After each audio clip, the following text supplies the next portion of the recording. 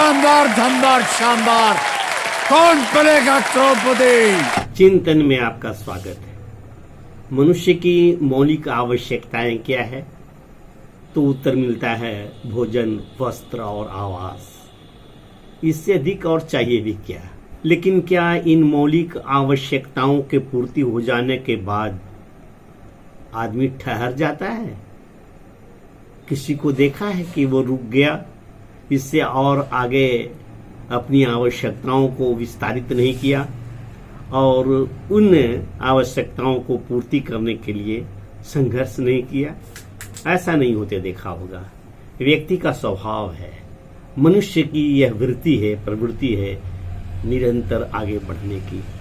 पहले हम लोग पढ़ा करते थे कि आवश्यकताएं, विलासिता संबंधी आवश्यकताएं इत्यादि इत्यादि।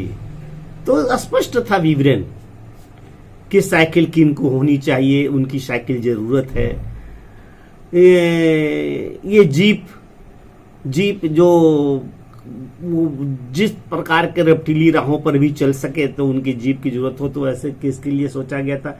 इंजीनियर सब के लिए कि जीप की आवश्यकता है, डॉक्टरों के लिए कार, और विद्वानों और बड़े लोगों के लिए भी मोटर गाड़ियां, नेता इत्यादि को।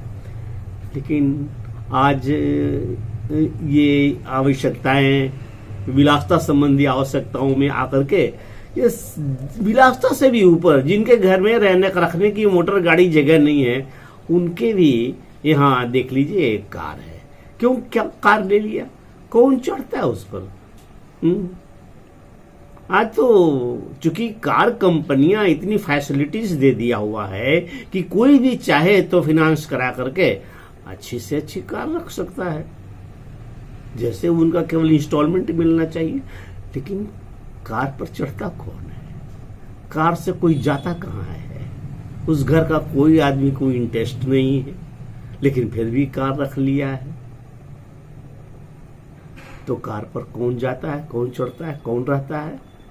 उस घर के आदमी का अहंकार रहता है, उस आदमी का घमंड चढ़ता है कार पर, और वह घमंड धीरे धीरे उस कार को या ऐसी कोई संपत्ति को जिसकी आवश्यकता नहीं है और हम केवल समाज में यह दिखलाने के लिए रखते हैं, तो वो उसका क्षरण होता जाता है। प्रतिशत उसमें उसका मूल्य कमता चला जाता है, और उस कमते मूल्य के साथ उस व्यक्ति का घमंड भी टूटता चला जाता है, विलीन होता चला जाता है। लेकिन इस बात का इल्म नहीं होता है व्यक्ति को कि क्यों खामखा ये घुड़ चाल में, ये भीड़ चाल में हम शामिल हो लें। है किसी का वो भाग्य भी है, कुछ जरूरतें भी ऐसी हो जाती है। अब आप एक विश्वास कीजिए, इस जमाने में एक ऐसी कहानी है कि यह कहानी लगता है कि कोई तिलस्मी कहानी है, रोमांचकारी कहानी है, लेकिन सच्ची कहानी है। यकीन नहीं होता है ऐसा हो सकता है। आप देखिए, वो कहानी है अमिताभ बच्चन की, और अमिताभ बच्चन के विषय में जरा विचार कीजिए। ये ठीक है कि वे बहुत बड़े साहित्यकार के पुत्र थे, कवि थे उनके पिताजी, और कविता करते थे, प्रसिद्ध थे। इलाहाबाद आज प्रयागराज में घर था, वहां जवाहरलाल नेहरू के भी घर थे। मित्रता थी इन दोनों के परिवार से, बस, और कुछ बात नहीं। अब जब ये पुत्र अमिताभ बच्चन बड़े हुए तो अब अच्छे स्कूल में पढ़े थे, वहां तक तो उसके पिता ने पढ़ा दिए। लेकिन ये कहानी गजब है? वे कलकत्ता में नौकरी करने गए, पढ़ाई समाप्त हो गई तो, और 600-700 रुपए की नौकरी पकड़ी। 700 रुपया तब कोई ऐसी बात नहीं थी कि बहुत बहुत तनख्वाह थी। 60 के उत्तरार्ध में, 65 का समय होगा, 66, 67, 68 का समय था। तो 700 रुपया माना जा सकता है कि एक अधिकारी का या सरकारी नौकरी के हिसाब से एक सुपरविजनल स्टाफ की नौकरी, अफसर भी नहीं, सुपरविजनल स्टाफ की नौकरी हो सकती है। 700 रुपया मिलता होगा, और किसी अधिकारी को 1000 रुपया तब या इससे भी कम, यही आसपास का। तो वो कैसा जीवन चलता, कैसा जीवन रहता, उसने प्रयत्न किया। रोजी रोटी का हल तो हो सकता था उस व्यक्ति से, लेकिन उन्होंने प्रयत्न किया, कोशिशें की कि और कुछ देखें। और कोशिश में ऐसा नहीं है कि एकदम कोशिश पक्की हो गई। जब फिल्म इंडस्ट्रीज में आए तो बहुत धक्के खाए।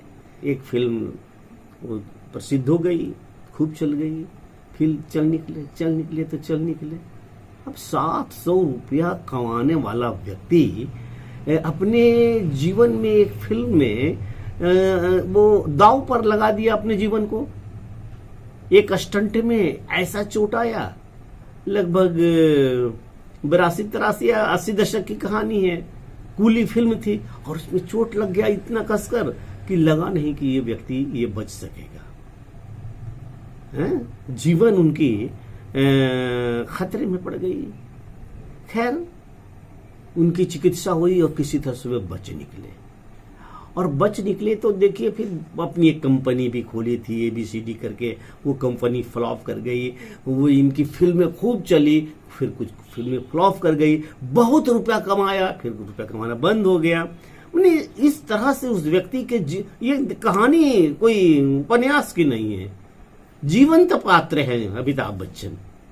और देखिए उनका किस तरह से ऊपर नीचे होते होते, और बीमारियां तो इतनी की पूछिए मत। ये ना खाओ, वो ना खाओ, इधर न जाओ, उधर न जाओ। आदमी करे तो क्या करे, वो उबली हुई सब्जियां और सादी रोटी। ऐसा नहीं कि सब पार्टी में जा रहे हैं तो खूब खा रहे हैं। पीना है ही नहीं, बस जीना है। और जीने के लिए कितना संघर्ष किया उस व्यक्ति ने। हम केवल उनके ग्लैमर की जीवन को देखते हैं और सोचते हैं कि ये तो बहुत कर लिया, बहुत कमा लिया, और ईर्ष्या कर जाते हैं कहीं न कहीं। लेकिन जरा विचार कीजिए उस महामानव के संघर्ष का, कि किसी ने उसको बता दिया कि ये सदी के महानायक हैं, तो कहते हैं कि भाई तो हैं। वैसा उन्होंने कोई कहा नहीं इस पर भी, लेकिन मानते हैं लोग कि सदी के महानायक। तो जो 700 रुपया कमाने वाला व्यक्ति आज उसको सदी का महानायक कहा जाता है, तो ऐसे ही तो नहीं कोई कहते हैं। उनका पूरा जीवन स्वयं में एक इंस्टीट्यूट है, एक संस्था है। उस व्यक्ति के विषय में सोचते हैं, कैसा व्यक्ति, कहां से शुरू हुआ, कितना गया और किस तरह से गया। बहुत सारी चीजें। उनके एक बेटा एक बेटी, जैसे आम घर में होता है, बेटी नैहर में है, बहू से पट नहीं रहा है, वो दूसरा जगह फिर बेटी के लिए एक दूसरा बंगला दे देते हैं। फिर बेटा में कुछ इधर कुछ उधर चलता है। एक पत्नी है, वो फिर वही जीवन है जो सामान्य भारतीय का जीवन है, वैसे ही। अमिताभ बच्चन के विषय में तो अब हम इसलिए नहीं कुछ कह सकते हैं कि इस उम्र के पड़ाव पर भी, जिस उम्र में लोग सेवानिवृत्त हो जाता है, रेस्ट लेता है, और वहां भी वो किस तरह से मेहनत करते हैं। और वो कौन बनेगा करोड़पति की हर एक एपिसोड शूटिंग के लिए कितना परिश्रम करता है वो आदमी। सही है, वह व्यक्ति सदी का महानायक हो न हो, लेकिन महामानव तो अवश्य है। किस तरह से एंट्री करता है, कितनी पोटेंशियल है, कितनी एनर्जी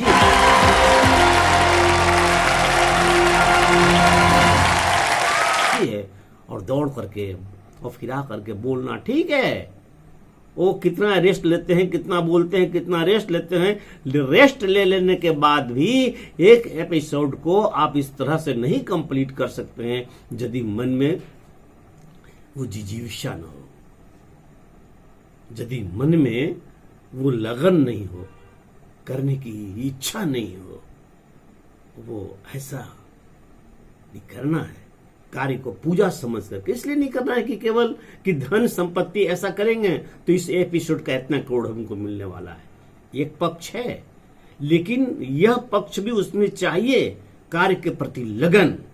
इस काम को हमको पूरा करना है, और तब सब कुछ बढ़ता जाता है। काम के प्रति जब लगन और निष्ठा होती है तो आमदनी भी बढ़ती है, शोहरत भी बढ़ता है, ख्याति भी मिलती है और व्यक्ति एक सिद्ध पुरुष माना जाता है। तो आज के इस चिंतन में मैं यही कहना चाहता हूं, बहुत सारे ऐसे लोग हैं पैसा कमाया इधर से उधर से किसी तरह से कमा लेते हैं, कमाते ही कमाते हैं। और वो जैसा सुना था कभी कि किसी ने कहा कि भाई 15,000 फीट में उसका मकान बना हुआ है। भाई तो 15,000 फीट में मकान बना हुआ है, वो आज आदमी कितने हैं उसके यहाँ? कुछ नहीं, 2 या 3 है, नौकर है चाकर है, कितना में रहने की जो आवश्यकता है? तो 500 वर्ग फीट में भी रह सकता है। तो 500 वर्ग फीट में जो व्यक्ति रह सकता है तो उसके बाकी 4,500 वर्ग फीट में कौन रहता है? तो 4,500 वर्ग फीट में उस व्यक्ति का अहंकार रहता है। आशा है आज के चिंतन आपको पसंद आया होगा। पसंद आए तो लाइक कीजिए और सब्सक्राइब कीजिए। कमेंट्स क्यों नहीं दे रहे हैं? कमेंट्स दिया कीजिए। नमस्कार, धन्यवाद। मेहता टॉक्स में मैं था ज्ञानचंद प्रसाद मेहता।